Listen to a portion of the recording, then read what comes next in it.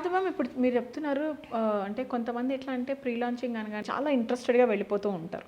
So pre లాంచింగ్లో invest చేస్తే తక్కువకి వస్తుంది కదా అని చెప్పేసి అనుకుంటూ ఉంటారు. మీరేమో ప్రీ లాంచింగ్లో వద్దు వాసవి అన్నట్టు మీరు చెప్తున్నారు.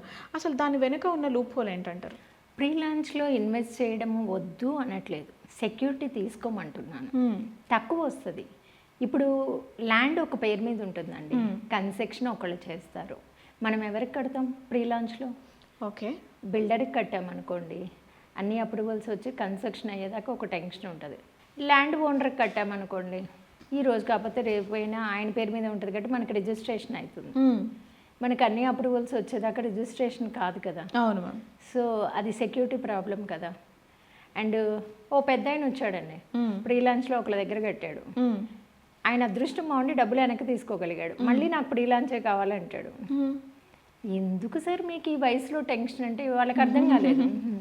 సో అలాంటి వాళ్ళ కోసమే నేను సెక్యూరిటీ ఇచ్చే డీల్స్ చేస్తున్నాను.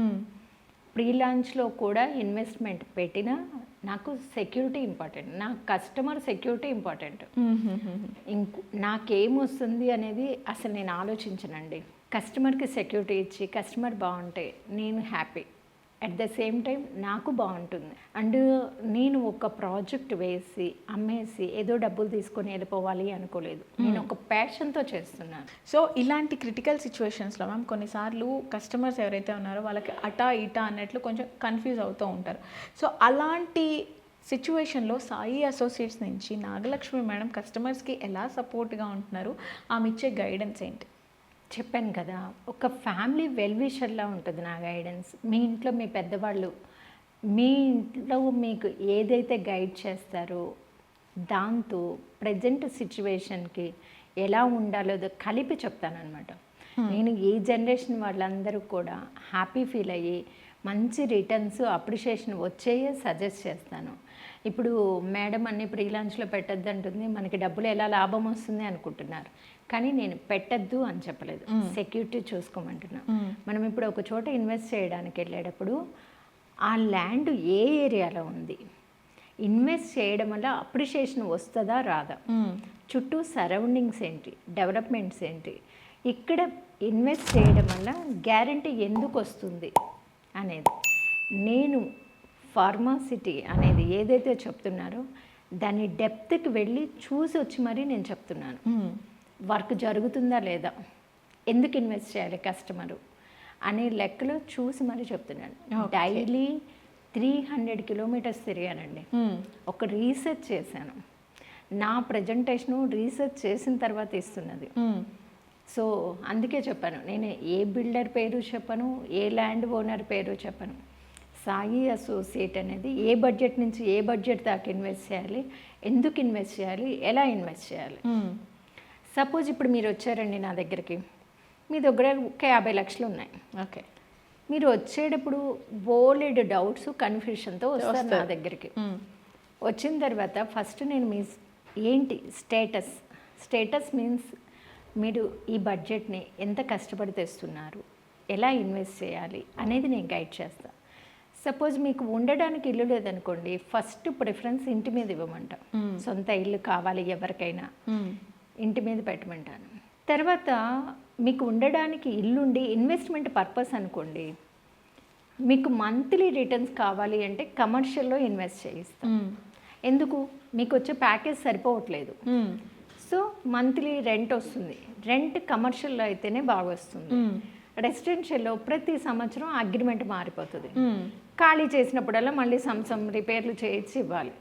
సో మనకి పోతుంది కదా. ప్రశాంతంగా మీ వర్క్ మీరు చేసుకుంటే డిపాజిట్ వచ్చినట్టు మీ అకౌంట్కి కమర్షియల్ రిటర్న్ వస్తుంది. అవును మ్యామ్. మాకు మంత్లీ ప్యాకేజ్ మంచిగా ఉంది మేడం, ఈ డబ్బు ఇన్వెస్ట్మెంట్ అన్నారనుకోండి, మంచి అప్రిషియేషన్ వచ్చే ల్యాండ్స్ మీద ఇన్వెస్ట్ చేస్తాం. అందువల్ల ఇవన్నీ కూడా వాళ్ళకి ఎక్స్ప్లెయిన్ చేసి ఆన్ ది స్పాట్ అన్నీ చూపించి డెవలప్మెంట్స్ సేల్ చేస్తాను. ఓకే, ఇందుకోసమే సాయి అసోసియేట్ సంథింగ్ అనేది. ఓకే. సో ఇప్పుడు ప్రెజెంట్ తీసుకోవాలి అనుకునే వాళ్ళకి మీరు ప్రాపర్టీ తీసుకోండి అనే చెప్తారా, లేకపోతే RRR వస్తుంది కొంచెం వెయిట్ చేసి ఒక 5 years తర్వాత ఇన్వెస్ట్ చేసుకోండి, 5 years తర్వాత కొనుక్కోండి అన్నట్లు మీరు ఏమైనా చెప్తారా మ్యామ్? RRR తర్వాత కొనడం ఇంకా ప్రీమియం అయిపోతుంది. ఇప్పుడే స్టేబుల్గా ఉంది.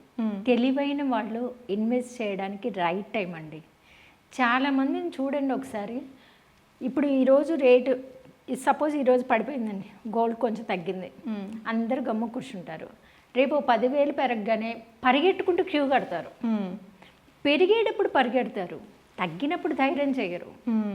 ఈరోజు మార్కెట్ స్టేబుల్ ఉంది కదా, పడిపోతుంది. ఎప్పుడు కూడా ల్యాండ్ అండ్ ప్రాపర్టీస్ పడిపోవండి, స్టేబుల్గా నిలబడుతుంది. డౌన్ ఉండదు, అప్ అవ్వడం లేట్ ఉంటుంది, ప్రైస్ మాత్రం స్టాగ్నెట్గా ఉంటుంది. సో మనకి ఇంక్రీజ్ అవ్వడానికి లేట్ అవుతుంది కానీ డౌన్ అయితే అవ్వదు కదా. సో అందుకని హ్యాపీగా ఇన్వెస్ట్ చేసుకోవచ్చు. రేపు మీరు ఇప్పుడు సపోజు అండ్ ప్రీ లాంచ్ మీద పెట్టమని నేను చెప్పనండి. ప్రీ లాంచ్ మీద పెడితే మన ఇన్వెస్ట్మెంట్ అన్ని సంవత్సరాలు అయిన తర్వాత ఎక్కడున్నా అది డబల్ అవుతుంది. బట్ నేను చెప్పాను కదా, టెన్షన్ ఒకటి బోనస్ వస్తుంది. సో ఇన్వెస్ట్ చేసేది మనకి సెక్యూరిటీ ఉన్న దాంట్లోనే ఇన్వెస్ట్ చేయాలి. అంటే ఇప్పుడు మనము ప్రీ లాంచ్లో పెట్టేదానికి కూడా మనకి సెక్యూరిటీ ఇస్తున్నారంటే ఒక ధైర్యం ఉంటుంది, ప్రశాంతంగా నిద్రపోతాం. MOUని నమ్మనండి, రిజిస్ట్రేషన్ని మాత్రమే నమ్ముతాను నేను.